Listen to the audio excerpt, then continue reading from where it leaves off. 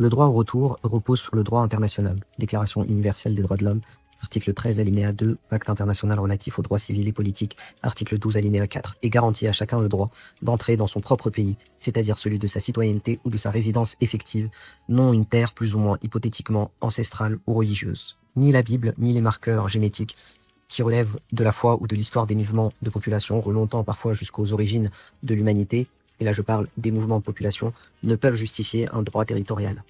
L'ONU reconnaît via les résolutions 194 et 302 de l'UNRWA le droit de retour des réfugiés palestiniens de 1948 et de leurs descendants enregistrés sur les registres d'état civil de l'UNRWA. Au préalable de ce documentaire, quelques définitions.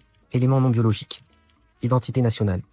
Construction politique fondée sur la citoyenneté et le projet collectif. Identité régionale.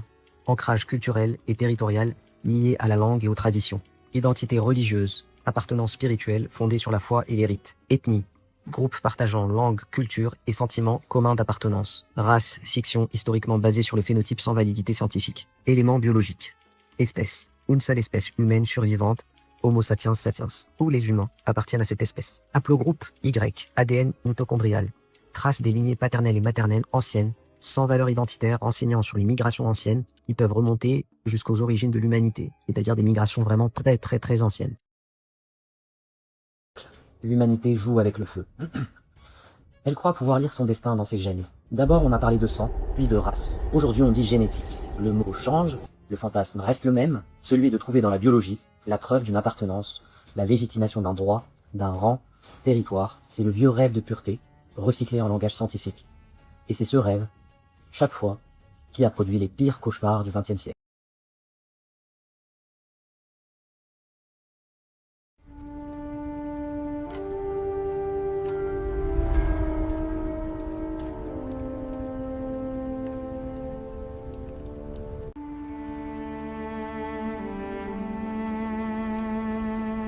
And the depth their stolen dreams.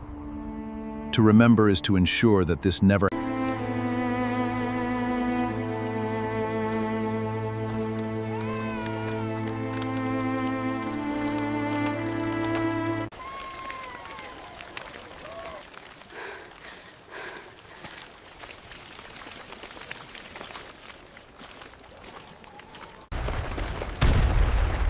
Vite! Par ici, Dabière! Où est la petite Manie?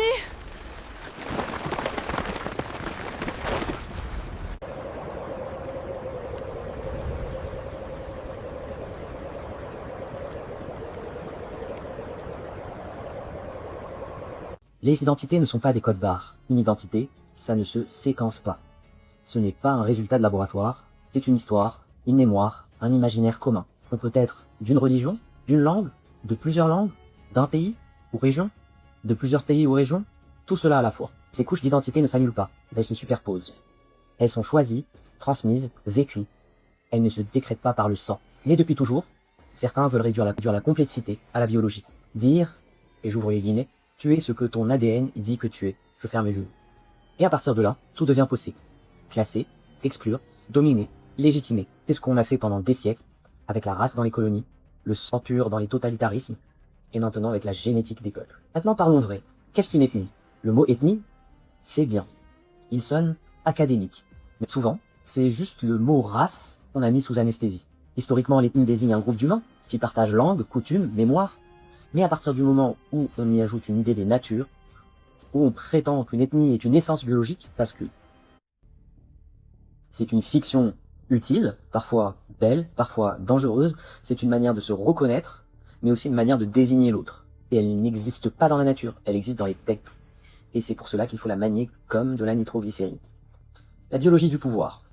À la fin du 19e siècle, l'Europe découvre la puissance des sciences de la vie. Et tout de suite, elle en fait une idéologie.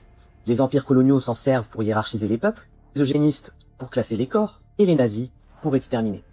La même matrice intellectuelle, plusieurs visages. La science travestie en religion, le laboratoire transformé en tribunal, c'est aussi dans ce climat que naissent paradoxalement des idéologies d'émancipation et de repli. Toutes nées dans la même région du monde, la Mitteleuropa, Vienne, Munich, Berlin, où la nation se rêve comme un organisme vivant. C'est dans ce terreau qu'émerge à la fois le nationalisme le plus meurtrier du XXe siècle et des mouvements politiques de survie, comme le sionisme naissant. Deux réponses à la persécution, mais nourries par un même vocabulaire, lui du peuple, du corps, du sol. L'anthropologue Emmanuel Todd a une lecture anthropologique des sociétés en général, et en particulier de la société germanique, très éclairante. Ces sociétés dites à famille souche inégalitaire, autorité du père, hiérarchie et inégalité entre les héritiers, stabilité des lignages, fabrique une culture de la continuité et de l'ordre. Un terrain où les idéologies de hiérarchie entre les êtres humains prospèrent.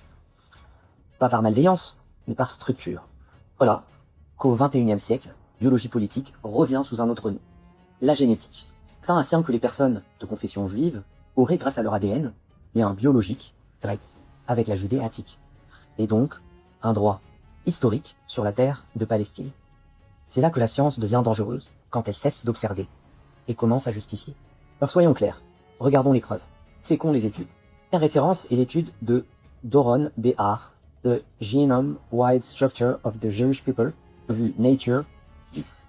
C'est l'étude phare, celle qu'on cite partout, celle qu'on brandit comme la preuve d'une origine commune levantine des personnes de confession juive.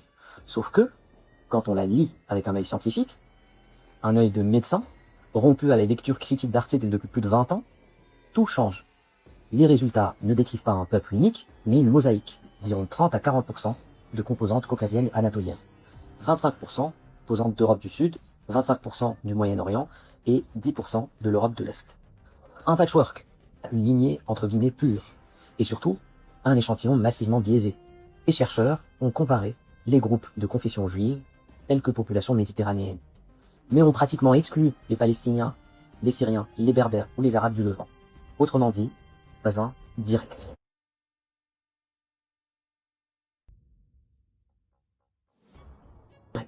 Si on réintroduisait cette population, ces populations oubliées dans les modèles de comparaison, la prétendue proximité levantine se diluerait, la singularité s'évaporerait et il resterait ce qu'il y a toujours eu, un métissage régional minime. La deuxième référence est l'étude de Harry Oster, en anglais Legacy, A Genetic History of Jewish People, Oxford University Press, 2012. Même scénario, même glissement. Un vocabulaire fort. Lien biologique avec le Moyen-Orient, mais un corpus limité à des échantillons européens et méditerranéens. Les communautés yéménites, éthiopiennes, indiennes, quasi absentes du panel. Oster lui-même, pourtant souvent cité comme preuve, écrit noir sur blanc dans son ouvrage, dans son article, que ces résultats ne démontrent pas une continuité génétique ininterrompue depuis l'Antiquité.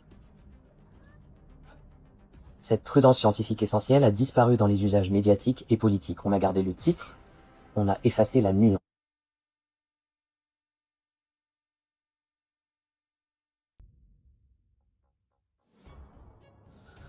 Troisième référence, Doron Behar, Multiple Origins of Ashkenazi Levites, Y chromosome evidence for both Near Eastern and European ancestries. American Journal of Human Genetics, 2003. Ici, l'objet d'étude est le chromosome Y, la lignée paternelle.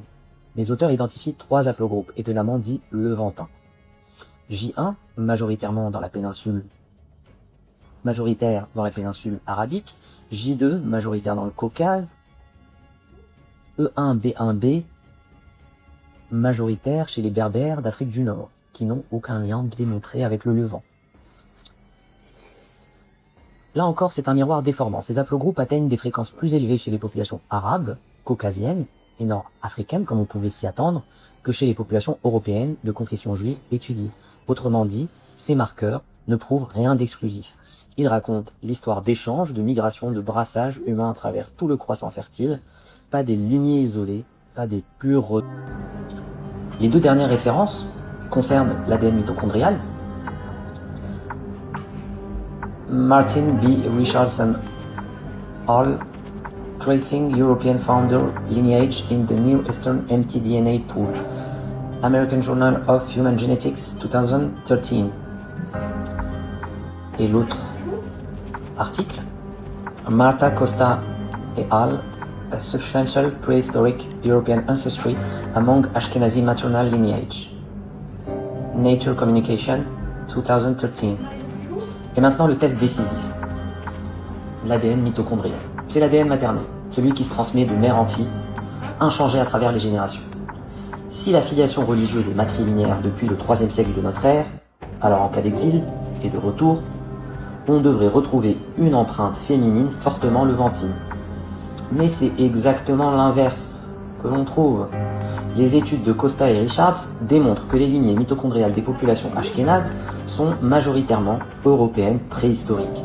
Autrement dit, ce sont des femmes locales d'Europe et du Caucase qui ont transmis l'essentiel du patrimoine maternel dans un contexte de conversion et de mariage mixte.